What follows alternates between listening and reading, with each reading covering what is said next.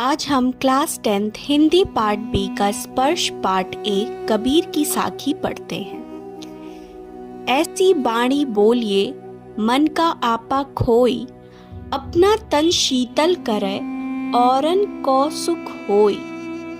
इसका प्रसंग है, इस साखी के माध्यम से कबीर ने मनुष्य की वाणी के विषय में बताया है। कबीर कहते हैं कि मनुष्य को ऐसी वाणी बोलनी चाहिए जिससे मन प्रसन्न हो। ऐसे वचन से उसका अपना शरीर शीतल अर्थात सुखी हो और दूसरों को भी सुनकर सुख प्राप्त हो, प्रसन्नता मिले। कस्तूरी कुंडली बसे मृग ढूंढे बन माही, ऐसे घटी घटी राम है दुनिया देखे नाही। इसका प्रसंग है, कबीर इस साखी में घट घट व्यापी ईश्वर के विषय में बता रहे हैं। उनका कहना है कि ईश्वर सब कहीं सभी जगहों पर हैं। वे कहते हैं, जिस प्रकार हिरन की नाभि में कस्तूरी होती है लेकिन उसकी सुगंधि से उन्मादित होकर वह जंगल में दौड़ता हुआ उसे ढूंढता रहता है, वैसे ही दुनिया राम को अर्थात ईश्वर को जगह जगह देव स्थानों में ढूंढती फिरती है, जबकि वास्तव में ईश्वर घट घट में प्रत्येक हृदय में अर्थात प्रत्येक स्थान पर निवास करता है। जब मैं था तब हरि नहीं, अब हरि है मैं नाही। सब अंधियारा मिटी गया, जब दीपक देखा माही। इसका प्रसंग है, कबीर ने इस साखी में ज्ञान की महिमा बताई है। वे कहते हैं कि अहंकार का नाश और ईश्वर की प्राप्ति मनुष्य की आत्मा में ज्ञान का प्रकाश होने पर ही हो सकती है। कबीर का कहना है कि जब हृदय में अहंकार था तब तक ईश्वर के विषय में कुछ भी ज्ञात नहीं था, अर्थात ईश्वर नहीं था।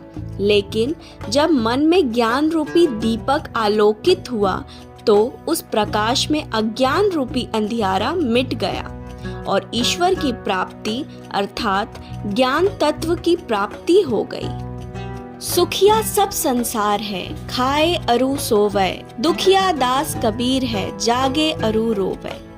इसका प्रसंग है, कबीर प्रस्तुत साखी के माध्यम से ईश्वर के अलग हुए विरहित जीवात्मा की दशा बताते हैं। इसे अपने माध्यम से बताते हुए वो कहते हैं कि जिन जीवों के प्रयोग का अनुभव नहीं किया वे आनंद से खाते और सोते हैं, अर्थात सांसारिक सुखों में लिप्त रहते हैं, परंतु मुझ जैसे जीव ने प्रभु वियोग का अनुभव किया है, वह बेचारा दुखी ही रहता है। उसे भला नींद कहाँ, वह विरह व्यथा में रोता ही रहता है। ऐसा ही भाव मीरा की इन पंक्तियों में है। मैं विरहीन बैठी जागूं, जगत सब सोवैरी आली, बिरह भुवंगम तन बसे, मंत्र न लागे कोई, राम वियोगी ना जिवे, जिवे तो बौरा होई।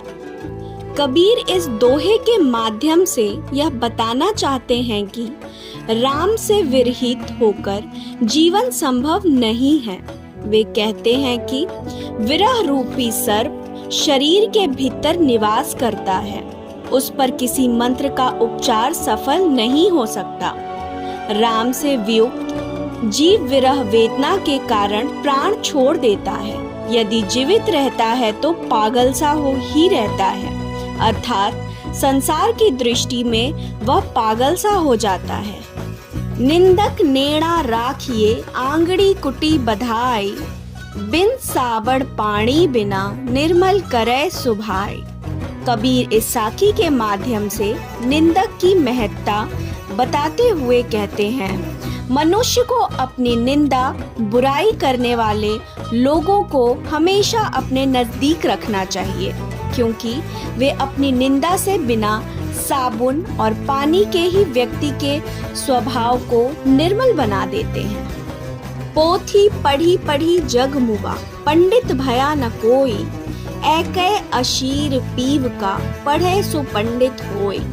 इस दोहे में कबीर प्रेम की महत्ता का वर्णन करते हैं। उनका कहना है कि पुस्तकों और शास्त्रों को पढ़कर थक जाने पर भी इस संसार में कोई पंडित नहीं बनता, लेकिन 2.5 अक्षर के प्रेम शब्द को जिसने अपने हृदय में उतार लिया वही समझो पंडित हो गया।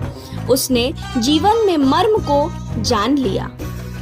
हम घर जाल्या आपड़ा लिया मुराड़ा हाथी, अब घर जालो तास का जे चले हमारे साथी। कबीर दास अज्ञान से मुक्ति के लिए नया रास्ता अपनाते हैं। वे कहते हैं कि मैंने अपना घर अर्थात अज्ञान जला दिया, नष्ट कर दिया और मुराड़ा अर्थात ज्ञान की मशाल हाथ में लिए हुए हूँ। मेरे साथ आने वाले चलने वाले प्रत्येक मनुष्य के अज्ञान को दूर कर उसे ज्ञान की तरफ मोड़ूंगा। इसलिए अब उसका भी अज्ञान रूपी घर जलाऊंगा जो मेरे साथ चलेगा।